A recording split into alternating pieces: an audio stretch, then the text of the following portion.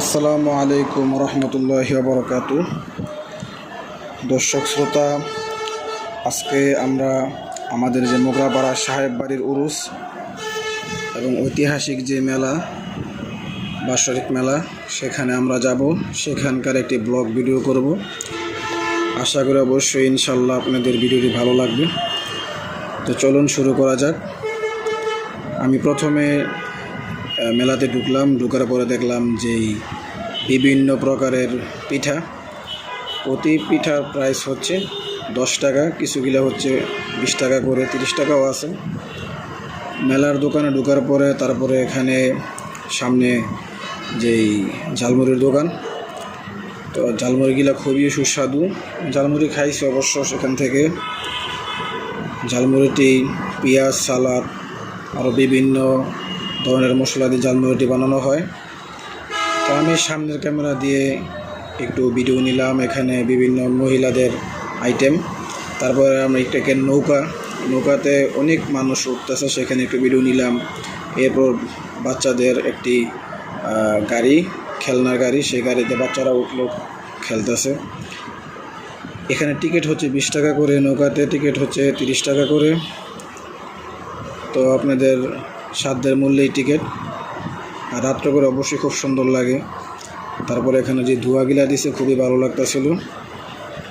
এটা হচ্ছে মেলার পশ্চিম সাইডের যে ভিডিওগুলা, এগুলা। তারপর চড়কের ভিডিও নিলাম। অনেকে জানেন এটার নাম চড়ক বা লাট হিসাবে অনেকে চিনে, সেই ভিডিও নিলাম। তারপর আবারও বাচ্চাদের খেলনার ভিডিওটি খুব সুন্দর লাগতেছিল, সেই জন্যে বাচ্চাদের খেলনার ভিডিও নিলাম। একটি বড় মহিলা সামনে বসছে, সেটা দেখার জন্যে সবাই হাসতেছে। তো আস্তে আস্তে আমি আবার মেলার ভিতরে খাবারের জন্য ঢুকলাম। সেখানে চিংড়ি ভাজা ছিল, তারপরে আরও চানাচুর, এরপরে লাড্ডু, তারপর হচ্ছে বিভিন্ন ধরনের খাবার, পিঠি, গোলগোলা, নিমকি, জিলাপি, নিমসি, তারপরে মিষ্টি দিয়ে পাকানো নিমকি, বিভিন্ন আইটেমের নিমকি। তারপর আবার এক জায়গায় চলে গেলাম, সেখানে হচ্ছে ঠেলা গাড়ি, ডেরি গাড়ি। তারপর হাঁটতে হাঁটতে একটু ভিতরে ঢুকলাম। ওইখানকার আশপাশটি মহিলারা দোকান দিয়ে সাজিয়েছে। এরপর বাচ্চাদের খেলনা দেখতে পেলাম। এখান থেকে একটি পুতুল আমার খুবই পছন্দ হয়েছে, সে একটি পুতুল আমার বউর জন্য নিয়ে এসেছিলাম।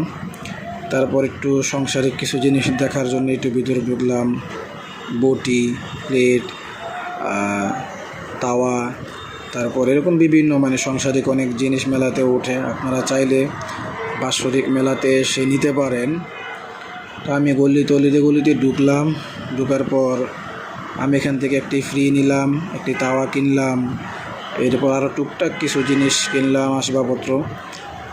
এরপর ডিম পিঠা খাওয়ার জন্যে আমি এবং আমার ছোটো ভাই চলে গেলাম। এই মহিলা মোগরাপাড়া বাজারে সবাই তাকে চিনেন, তিনি ডিম পিঠা খুবই ভালো বানাইতে পারে। সেখানে আমি আমার ছোটো ভাই ডিম পিঠা খাইলাম। তারপর জিলাপির দোকানে আসলাম। ওইখান থেকে আবার ঘুরে মেলা ঘুরতেছি। এত ধাক্কাধাক্কি, এবার প্রচণ্ড পরিমাণে মেলায় এত মানুষ হয়েছে যেটা বলার বাহিরে।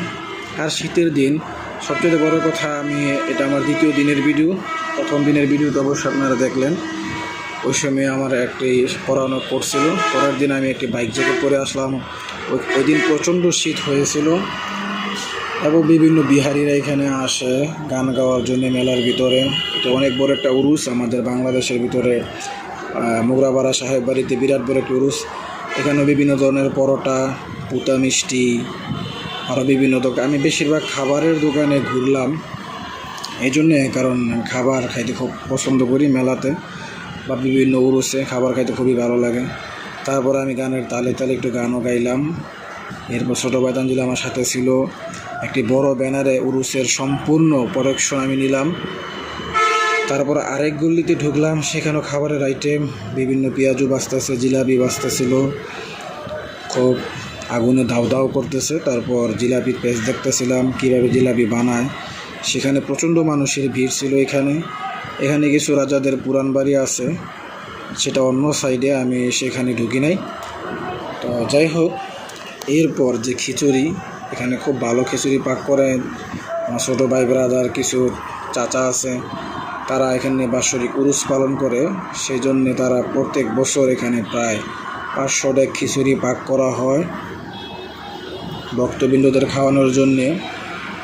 তো ভক্তবৃন্দরা খাওয়ার পর, সবাইকে খিচুড়ি দেওয়ার পর, যেখানে গানের মূলত আসর, সে আসরের দিকে চলে আসলাম।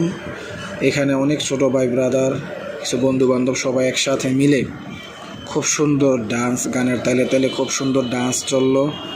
এরপর আমিও একটু নিচে নামলাম, ডান্স করলাম, খুব ভালো লাগলো আমার থেকে। আমি তো সবাই জানেন যে এমনিতেই মাজারের খুব ভক্ত, তো সেই জন্যে আমি আবার একটু ডান্স করলাম, নাচলাম। আমার সাথে আমার এক বন্ধু ড্রাইভার নির্ঝর, সেও একটু নাচানাচি করলো, ফালাফালি করলো, উড়াউড়ি করলো। সেখানে একটা শিল্পী গান গাইছিল, গানটি খুবই আমার পছন্দের। বছর শেষে উরুস আসে, এই গানটি খুবই বাংলাদেশের জনপ্রিয় গান। এখানে কিন্তু একটি মঞ্চ নয়, কয়েকটি গানের মঞ্চ আছে। তো আমরা সেখানে কয়েকটি গানের মঞ্চতে আমরা ঢুকলাম। বড় বড় আসর এখানে বসে, সেজন্য বড় বড় আসরই আমরা ঢুকলাম। ঢোকার পর আরেকটি কথা না বললেই নয়, এই আসরের পিছনে বিভিন্ন ধরনের সেগুন চলে। সেখানে হচ্ছে গাঁজা, ইয়াবা, আরও বিভিন্ন ধরনের সমস্ত জিনিসপত্র এখানে এগুলো। তো এখানে আমার বন্ধু মিঠু ছিল, তো তাকেও নিয়ে আসলাম। সে বেশি একটা নাচাতে আসতে চায় নাই, সেও নাচছে কিন্তু সাইড থেকে অল্প অল্প নাচছে, আর আমরা বেশি বেশি নাচছি। যাই হোক, আমাকে এখানে দেখা যায় অনেক ফাল পারতাছে, শীতের ভিতরে ভালোই লাগতেছিল, খুব ভালো লাগতেছিল। আমাদের অনেক ভাই ব্রাদার গেছে এখানে, অনেক ছোটো ভাইরা ছিল এখানে। তো সবাই মিলে একবার অসাধারণ ডান্স এখানে ছিল। আপনারা যদি চান তাহলে অবশ্যই এই সাহেববাড়ির মেলাতে অংশগ্রহণ করতে পারবেন। আমার সাথে যোগাযোগ করেন প্রত্যেক বছর কীভাবে মেলা হয়। তো তারপরে ছোটো ভাই তানজিল সে ফুচকা খাওয়ার জন্য বসলো। সেখানে আমরা এক প্লেট ফুচকার দাম হচ্ছে 70 টাকা। তো মেলাতে একটু বেশি এনে প্রাইস, এমনি অন্য অন্য দিনে একটু কম প্রাইস থাকে। তো তারপর আমরা ফুচকা খাওয়ার পরে আবারও আমরা চলে আসলাম গানের আসরে। সেখানে দেখলাম এক ডুলি খুব সুন্দরভাবে ডোল বাজাচ্ছিল, তারপরে পিছনে আরও অনেক ডুলি ছিল। তারপর আস্তে আস্তে সবাই একজন আরেকজনকে মালা পরাইতেছিল। এই দৃশ্য দেখার জন্য আমরা সবাই খুব উৎসাহিত ছিলাম। তো তারপর পিছনে আরও অনেক খাবারের দোকান ছিল, সেই খাবারের দোকানের ভিডিও গেলে আমরা আস্তে আস্তে সব করলাম। এখানে এবছর অনেক খাবারের দোকান মেলাতে হয়েছে, কারণ গত কয়েক বছর যাবৎ এরকম আসরটা যেভাবে জাঁকজমক হওয়ার কথা সেভাবে জাঁকজমক হয় না। তো সেই জন্যে এবছর খুবই জাঁকজমক হয়েছে, এবং অনেক বাচ্চাদের খেলনার দোকান। তো আমার বন্ধু তার ছেলের জন্য অনেকটি খেলনা কিনে নিল, কয়েকটি বল, পুতুল, আরও বিভিন্ন ধরনের আইটেমের খেলনা কিনে নিল। তারপর আমরা একটা গলিতে ঢুকলাম, যে গলিতে গানের আসর শেষ করে আবারও খাবারের দোকানের ওই দিকে, কারণ আমার প্রচণ্ড খিদে লেগে গেছিলো। সেই জন্য আমরা আবার আরেকটি গলিতে ঢুকে খাবারের জন্য অন্যদিকে হাঁটতেছিলাম। তো ওইখানে আবার কিছু দোকান ছিল বাচ্চাদের। তো আমার বন্ধু আবার বলতেছে, তো তোমার ছেলের জন্য কিছু নিয়ে নাও। তা আমি কিছু কিনি নাই, কারণ ওই সময় দেখা গেছে আমার ছেলের মাত্র 2 মাস ছিল, সেই জন্য আর কোনো কিছু কিনা হয় নাই। তো আমি আস্তে আস্তে আবার আরেকটি গলিতে ঢুকলাম। সেগুলিতে দেখলাম যে লাটে খুবই ভিড়। ওই সময় সন্ধ্যার সময় লাটের টিকিট ছিল প্রায় 50 টাকা। রাতে এত লোকের ভিড় হতে চাপ বাড়ার কারণে লাটের টিকিট হয়ে গেছিলো 100 টাকা। তারপরও মানুষ, অসংখ্য মানুষ ওইখানে লাটে ওঠার জন্য একজনের পর একজন সিরিয়ালে দাঁড়িয়েছিল। এর ভিতর একজন বৃদ্ধ লোক দেখলাম, সে অনেকটি বাঁশি হাতে, খুব সুন্দরভাবে সে বাঁশি বাজাইতে পারে। সেই জন্য আমরা বাঁশিতে তার সুর শোনার জন্যে আমরা তার পিছনে দাঁড়ায় অনেকটি সুর শুনলাম। তো সে আবার বলতেছিল যে তার একটি সুর যদি রেকর্ড করি তাহলে প্রতিটা সুরে 10 টাকা 20 টাকা করে দিতে। তো আমরা তাকে কোনো কিছু টাকা দিই নাই, কিন্তু তার সুরটি খুব ভালো ছিল।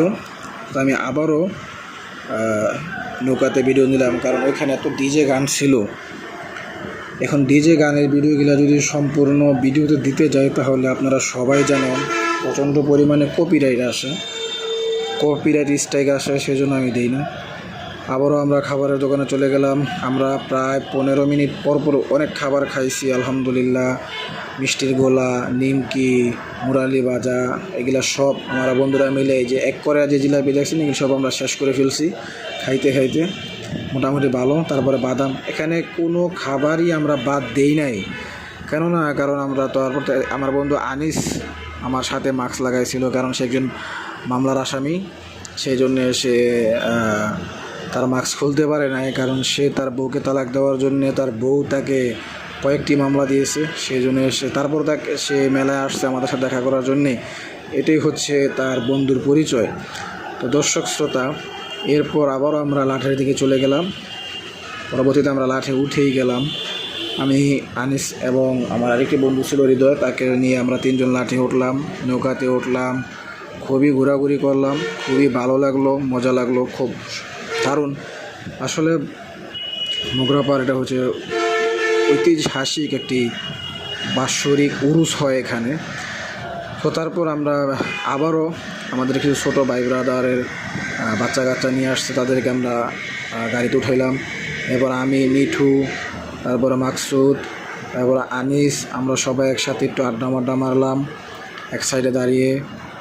আনিস মেলায় আসছিল প্রেম করার জন্য, অনেকটি মেয়ে দেখছে, একটি মেয়েও তাকে পাত্তা দেয় নাই। যাই হোক দর্শক শ্রোতা, তারপর আমাদের মেলার কাণ্ড সব শেষ করে আমরা পবিত্র মাজার শরীফে জিয়ারত করার উদ্দেশ্যে আমরা এখন মাজারে ঢুকবো। এটা হচ্ছে মাজারের গেট। এখানে বলে রাখলে ভালো, এখানে সোনারগাঁয়েতে প্রায় 360 আউলিয়ার দেশ এটি। তো এখানে আমরা মাজারের ভিতরে এখন ঢুকলাম। এখানে প্রত্যেকটি কামেলদার পীরের রওজা শরীফ, সেখানে আমরা ঢুকলাম। ঢোকার পর অনেকে এখানে জিয়ারতের উদ্দেশ্যে আসে, বিভিন্ন ডিস্ট্রিক্ট থেকে, বাংলাদেশের আনাচে কানাচ থেকে এখানে অনেকে আপনার জিয়ারত করার জন্য আসে। তো আমি তো প্রতি বছর ইনশাল্লাহ আল্লাহর রহমতে যে আল্লাহ পাক আমাকে নেওয়ায় আল্লাহর ওলিদের মাজারে তাদের ধুলাবালি নেওয়ার জন্য, তো সেই জন্যে আমি আবারও ঢুকলাম জিয়ারত করার জন্যে। তো আমি আল্লাহ পাকের অশেষ রহমতে জিয়ারত করতে পারছি ইনশাল্লাহ। তো এখানে তো আর বিস্তারিত এত বলার ভিডিওতে আর সময় নাই, মানে ভিডিও যতটুকু ছিল ততটুকুর ভিতরে আমি বলার চেষ্টা করছি। এখানে যতগুলা বড় বড় মাজার দেখতেছেন, মাজার শরীফ, সেখানে প্রত্যেকটি নাম লেখা, যেমন সৈয়দ হজরত ইব্রাহিম দানেশ, এরকম আরও আছে বড় বড় পীর সাহেবের বুজুর্গ অলিদের এখানে মাজার শরীফ। তো এখানে আরও অসংখ্য মানুষ এসে ইবাদত বন্দেগী করতেছে দেখলাম। তারপর এটা হচ্ছে সৈয়দ হজরত, নামটা পুরোপুরি নিতে পারি না আমি ভিডিওর ভিতরে। তো এটা হচ্ছে মেন গেট। এই মেন গেট দিয়ে ভিতরে ঢুকলে সব কিছু দেখতে পারবেন। এটিও একটি আল্লাহর ওলির মাজার শরীফ, তার পাশে একজন আছে। তো এখানে আসলে মসজিদের পাশেই যে একসাথে অনেকটি মাজার আছে, এখানে আপনারা আসলে দেখতে পারবেন। তো আমি আমার সামনের ক্যামেরা দিয়ে আমি এবং আমার ছোটো ভাই তানজিলকে নিয়ে জিয়ারত করার জন্য ভিতরে ঢুকলাম। প্রত্যেক বছর ইনশাল্লাহ ঢুকি, এবারও ঢুকলাম। ঢোকার পরে খুব সুন্দরভাবে আমরা ভিডিও নিলাম ভিডিওটি করার জন্যে। তো দর্শক, আপনারা চাইলে অবশ্যই যদি এখানে আসতে চান, আমার কমেন্ট বক্সে আমার নাম্বার দেওয়া আছে, আমার ভিডিওর ডেসক্রিপশনে আমার লিঙ্ক দেওয়া আছে, নাম্বার দেওয়া আছে, ফেসবুক আইডি, সমস্ত কিছু আমার এখানে দেওয়া আছে। আপনারা চাইলে যোগাযোগ করতে পারেন আমার সাথে, এখানে কিভাবে আসতে হয়। তারপরে আমি অলরেডি সব কিছু বলে দিছি যে কিভাবে এখানে আসবেন। প্রত্যেক বছর উরুস, আমি প্রতি বছর এখানে ভিডিও আপলোড করি আমাদের এলাকার মোগরাপাড় সাহেব বাড়িতে। দর্শক শ্রোতা, এরকম খুব সুন্দর ভালো মানের ভিডিও দেখার জন্যে আপনারা চাইলে, আপনাদের কাছে যদি ভালো লেগে থাকে তাহলে অবশ্যই আমাদের চ্যানেলটি সাবস্ক্রাইব করতে পারেন, পাশে থাকা বেল আইকনটি প্রেস করে দিবেন, যাতে করে আমাদের সকল নতুন ভিডিওর আপডেট সবার আগে আপনার ফোনে পৌঁছায়। আর আরেকটি কথা হচ্ছে যে ভিডিও ভালো লাগলে অবশ্যই লাইক কমেন্ট করবেন, কারণ আপনাদের দেখানোর জন্য আমরা ভিডিও করি। আপনাদের উৎসাহ পেলে আমরা আরও নতুন নতুন ভিডিও ইনশাল্লাহ খুব সুন্দর মতো আপনাদের উপহার দিতে পারবো। আর আপনারা সবসময় আমাদেরকে সাপোর্ট করবেন, পাশে থাকবেন। তো আরেকটি কথা হচ্ছে যে বেশিরভাগ সময় মানুষ আজে বাজে কিছু ভিডিও দেখে চ্যানেলে, এটা সেটা এগুলি না দেখে আমাদের ভালো ভালো ভিডিও এগুলো দেখলে আপনাদের জ্ঞান